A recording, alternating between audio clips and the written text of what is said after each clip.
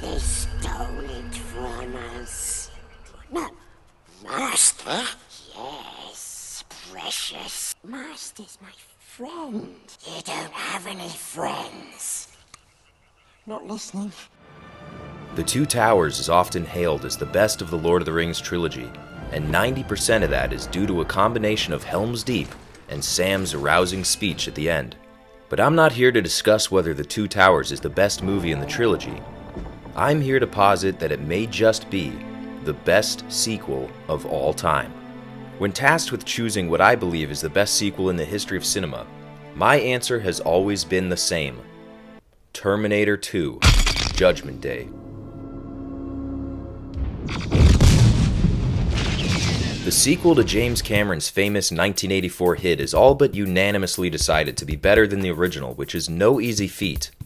The qualifications include building off of the first movie to expand the scope of the story, and, in this case, eclipsing the iconography of the Terminator by reinventing the villain as the hero.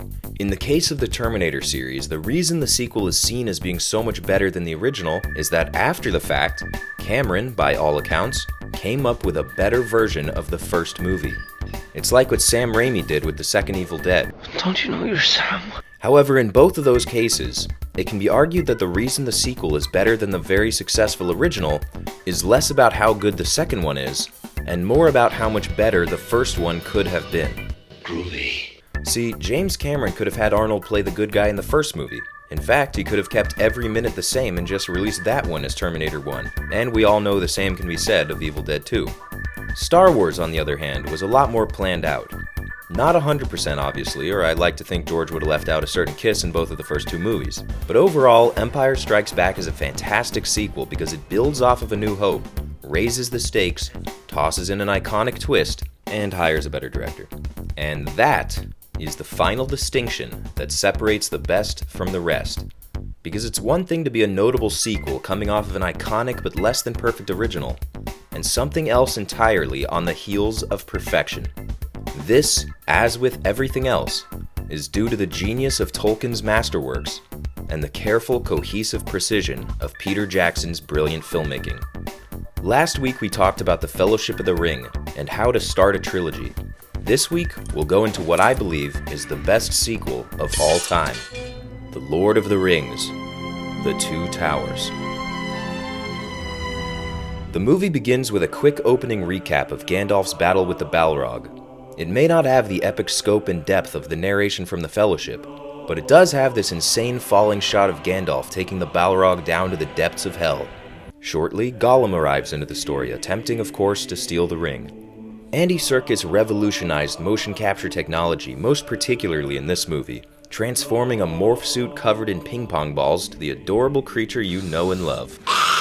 Of all the cliffhangers at the end of The Fellowship that incline us to find out what happens next, the greatest to me is the idea of Aragorn and his troop going after Merry and Pippin. And now, 1 year to the end credits, we finally get some closure.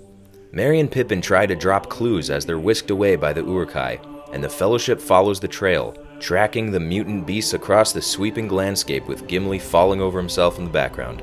It seems impossible, but Howard Shore manages to step up his scores from the first film to a further extent. Truly an unbelievable artist. Like this guy.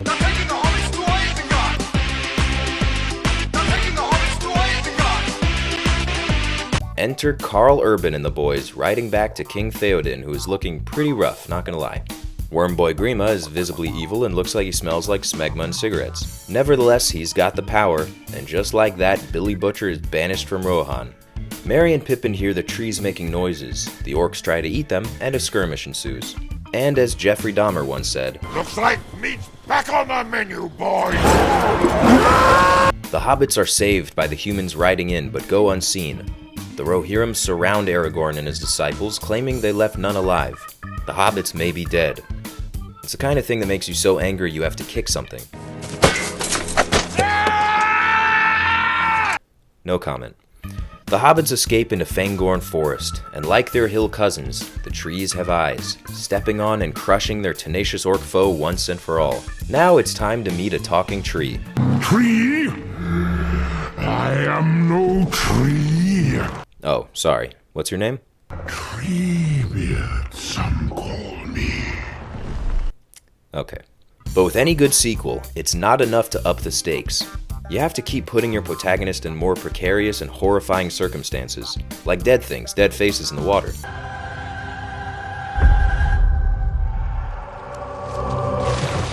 Frodo is starting to relate to Gollum, reminding us that this creepy, bug-eyed, hospice-looking creature is Frodo's future if he isn't careful. Frodo's the only one who understands Gollum. So much, in fact, that he reminds him of his old name, Smeagol. Yes. That was what they used to call me. And speaking of upping the stakes, the ring wraiths ride dragon lizards in search of the ring. They fly now!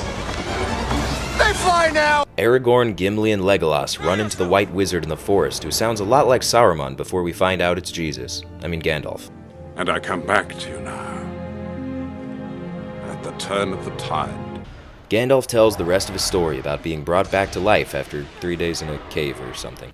And now we meet Shadowfax, Lord of all horses, where Bill Burr famously tapped out of the trilogy. All of a sudden, this white horse comes in, and the Ricky Schroeder who got fucked by Spock is like... That is one of the Meras, unless my eyes are cheated by some spell. I don't know what he said.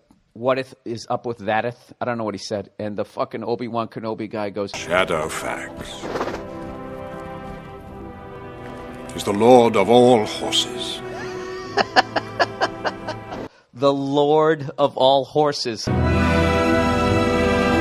was... How do you watch past that line? Is that really the Lord of all horses, you fucking senile old coot? What the fuck is wrong with you? Sam and Frodo run into the baddies and hide under some camouflage, which is the only thing J.K. Rowling stole from this trilogy, if you don't count the other stuff. Gollum is horribly addicted to the ring, just itching for his next taste. But he doesn't want Sauron to get it either, so he stops Frodo and Sam from making a foolish mistake, and offers another way into Mordor. Grima continues to be a shit, Eowyn tells him his words are poison. Your words are poison. See, I told you. Gandalf comes to King Theoden giving up his weapons, but you wouldn't part an old man from his walking stick. Keep your forked tongue behind your teeth. The White Wizard speaks through Theoden and Gandalf reveals himself to be even whiter. The wizard pushes Saruman out of the king and returns him to himself. I know your face. Grima is tossed out, but Aragorn saves his life and he runs off like a punk-ass bitch. Theoden refuses to risk open war, though to be fair, it's already upon him whether he would risk it or not. Eowyn starts flirting with our boy Aragorn because she didn't see the first movie, I guess. Then she drops this absolute bar. The women of this country learned long ago. Those without swords can still die upon them. I fear neither death nor pain.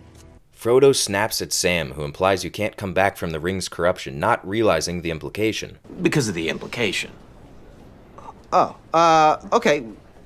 You had me going there for the first part. The second half kind of threw me. Then comes the money shot. The camera pans back and forth as we cut between two characters in one.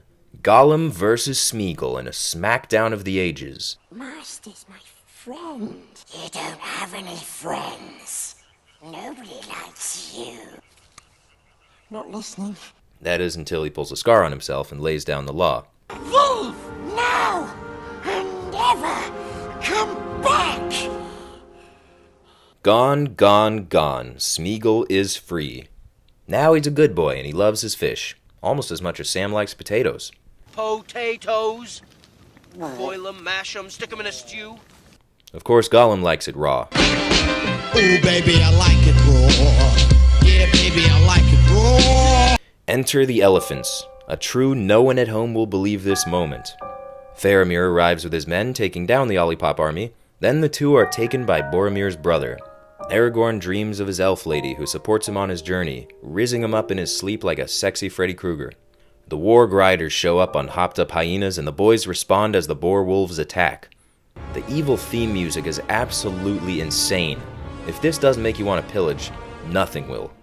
This is when we get Gimli versus Legolas counting kills. Gimli gets completely bodied, but then, in a moment of chaos, Aragorn is pulled over the edge of the cliff.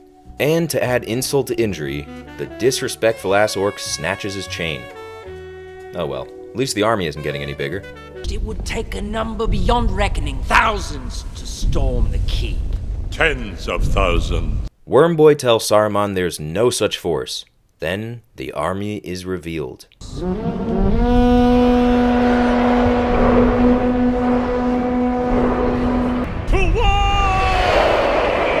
And either enraptured by the beauty of the coming apocalypse, or hit with a moment of regret, Wormy cries, because that's what friends do.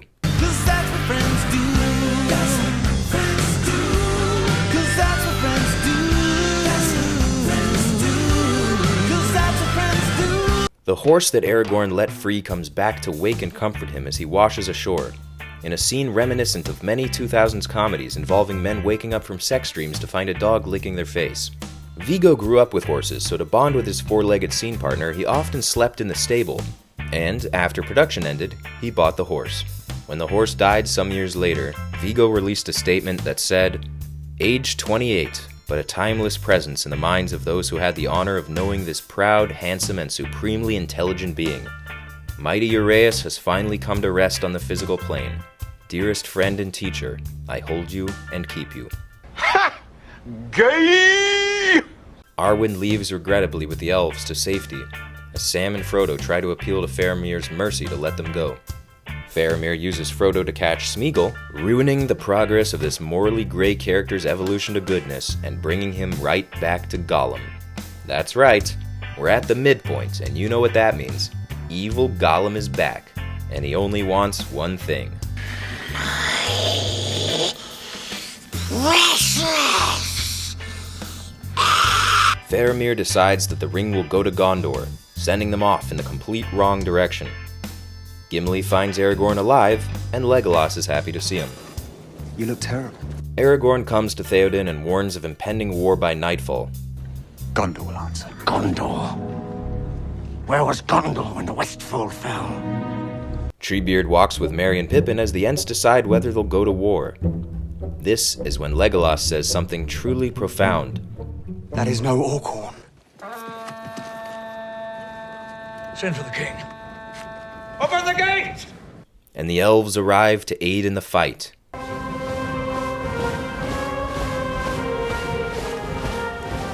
As Aragorn shows his appreciation to Haldir, who is most welcome. You are most welcome. So it begins. Helm's Deep, the greatest battle in cinema history. So it begins.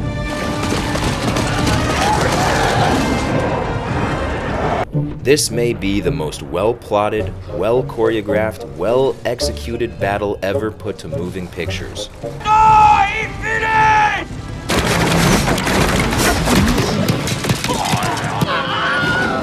Utilizing real-life war formations popularized in the first two world wars, and structuring the sequence to keep the viewer at the edge of his seat, this section of the movie is by far the most beloved. It's action-packed, brutal, and yet incredibly funny. What's happening out there? Shall I describe it to you, or would you like me to find you a box? Gimli and Legolas compare kills again, this time in a far more precarious setting.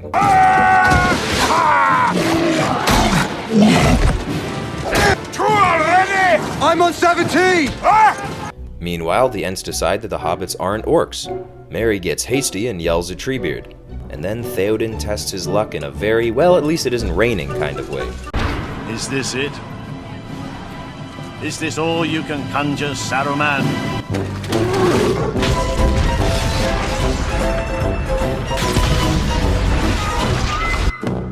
Gimli leaps straight into the horde like Dave Blunt's preparing to kill 12 people, as Legolas surfs the staircase like a G. And then, in a moment of quiet, Treebeard tells the boys that their part in this story is over. Except for one problem. There won't be a Shire, Pippin. Haldir is killed in battle so that all the main characters can be spared, and Theoden fights the horde back, ever the leader. We get some more comedy as Gimli insists on being tossed. Toss me. What? I cannot jump the distance, you'll have to toss me. On one very important condition. Don't tell the elf. Not a word. Pippin finally does something smart and tricks the Ents into walking past their dead kin to upset them into battle. The Ents are going to war. To war!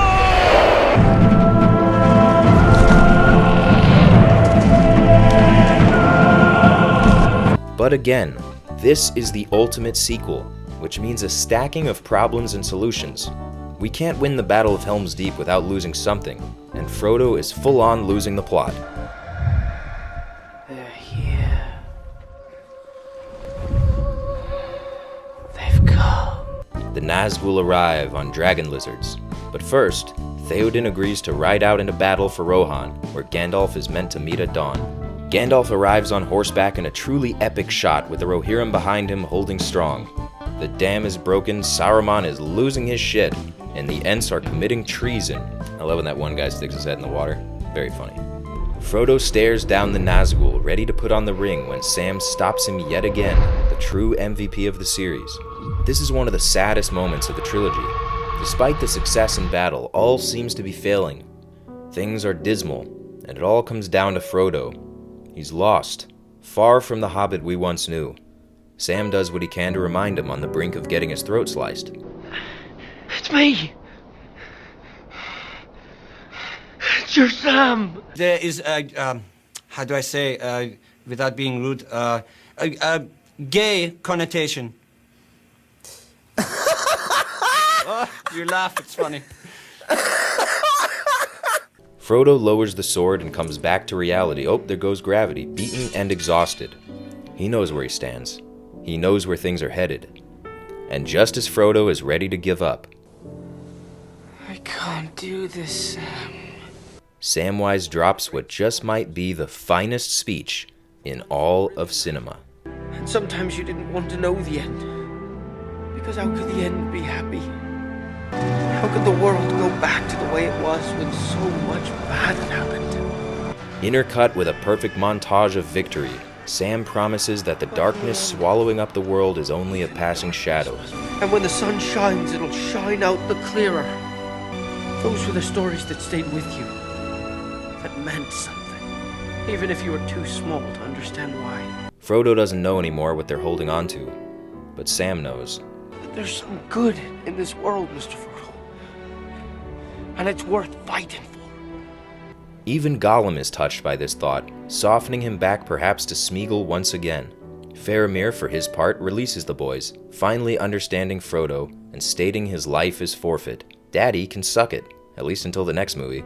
And that movie is coming. As things wrap up, we get one final heartfelt moment between Frodo and Sam and another reference to the great stories. Sam thinks someday there might be a story about Frodo in the ring, and Frodo says, You've left out one of the chief characters. Samwise the Brave. Frodo wouldn't have got far without Sam. Now, Mr. Frodo, you shouldn't make fun. I was being serious. So was I. Samwise the Brave. But you can't end a second movie out of 3 on a happy note. That's what the third movie's for. So, to tag it up, we're given an extremely ominous cliffhanger before Gollum leads the boys to Mordor. Smeagol? We could let her do it. Come on, hobbits. Long ways to go yet. Follow me. Who the hell is he talking about? We're just gonna have to wait and see. The film ends on a beautiful final shot of an erupting volcano in the eye of Sauron as fell beasts sweep the blackened skies. This movie is great. It's great on its own, it's great in service to the movie before it, and it's great in service to the movie after it. It takes away nothing, only adding to the lore, to the character development, to the world building, to the greatest trilogy of all time, which is why I think The Two Towers is the best sequel in cinema history. Thanks for watching. In case you missed the first video, you can check that out here. And hit the bell icon to be notified when we drop the next one. What say you? Did you do it? Did you hit the bell? What say you?